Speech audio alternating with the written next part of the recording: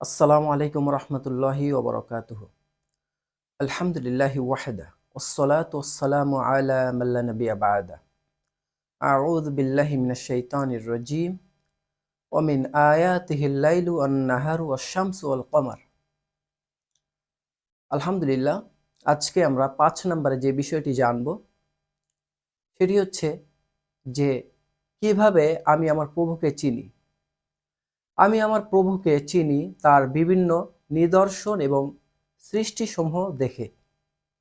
এ সম্পর্কে পবিত্র কোরআনে বলা হয়েছে সূরা ফুসসিলাত সূরা নম্বর ৪১ আয়াত নম্বর ৩৭।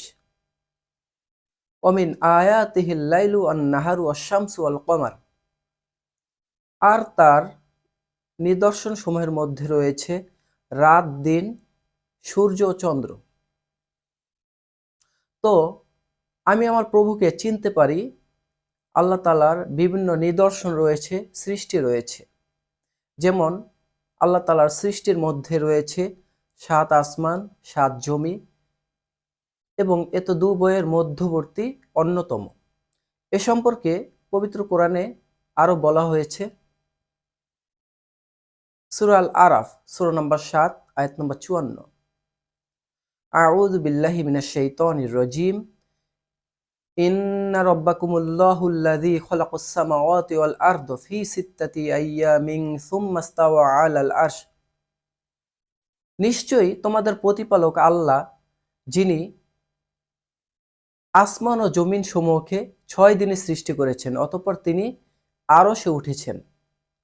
ইগশিল লাইলান নাহারা ইয়াতলুবুহু হাসিসা ওয়াশ-শামসু ওয়াল কমার ওয়ান নুজুমা মুসাখখারাতিম বিআমরিহি। আর তিনি রাতকে দ্বারা দিনকে ঢেকে দেন, প্রত্যেকটি একে অপরকে দ্রুত অনুসরণ করে। আর তিনি সৃষ্টি করেছেন সূর্য, চন্দ্র ও তারকারাজি, যা তার নির্দেশে অনুগত। আলা লাহুল খলকু ওয়াল আমর। আর জেনে রাখো, সৃষ্টি ও নির্দেশ তারই। সৃষ্টি করা এবং নির্দেশ করা একমাত্র আল্লাহরই। তাবারাকাল্লাহু রাব্বুল আলামিন।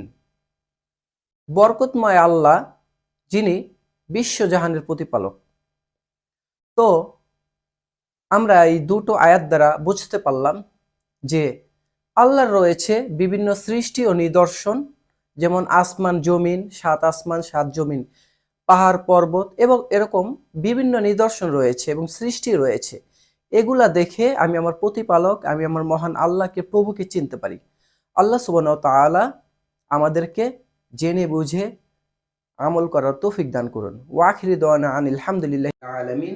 আসসালামু আলাইকুম ওয়া রাহমাতুল্লাহি ওয়া বারাকাতুহু।